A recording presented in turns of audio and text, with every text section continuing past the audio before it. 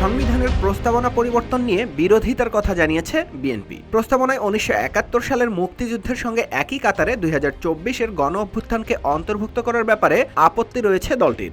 একই সাথে সংবিধান সংস্কারের ক্ষেত্রে দেশের নাম পরিবর্তন করাকেও উচিত বলে মনে করে না বিএনপি।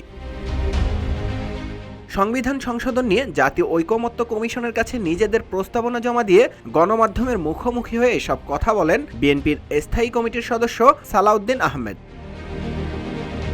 এ সময় সালাউদ্দিন আহমেদ বলেন, সংবিধান সংশোধনের কিছু প্রস্তাবে নির্বাচিত প্রতিনিধি ক্ষমতা খর্বের প্রস্তাব মানে না বিএনপি। আগে গণভোট নয়, জাতীয় সংসদ নির্বাচন হওয়া উচিত। সংসদ নির্বাচনের মাধ্যমে গণতান্ত্রিক নির্বাচিত একটি রাজনৈতিক সরকার প্রতিষ্ঠিত হলে সব আলোচনা ও সিদ্ধান্ত নেওয়া যেতে পারে। এদিকে বিএনপির স্থায়ী কমিটির এই সদস্য আরও বলেন, দুর্নীতি দমন কমিশন সংস্কারে ২০টি প্রস্তাবের মধ্যে একমত বিএনপি, পাশাপাশি বিচার বিভাগের সবগুলো প্রস্তাবের সঙ্গেও একমত। অন্যদিকে প্রশাসন সংস্কারের ২৬টি প্রস্তাবের মধ্যে অর্ধেক প্রস্তাবে একমত। এছাড়া সংস্কার কমিশনের কিছু সুপারিশে নির্বাচন কমিশনের ক্ষমতা কমানোর কথা বলা হয়েছে বলেও মন্তব্য করেন সালাউদ্দিন আহমেদ। এদিকে সালাউদ্দিন আহমেদ আরও বলেন, সুপ্রিম জুডিশিয়াল কাউন্সিলের আদলে লোয়ার জুডিশিয়ারি প্রস্তাব করেছে বিএনপি। নির্বাচন সংস্কার কমিশনের রিপোর্টে ২৭টি প্রস্তাবের মধ্যে অধিকাংশ প্রস্তাব সংবিধান সংশোধনের সঙ্গে সংশ্লিষ্ট।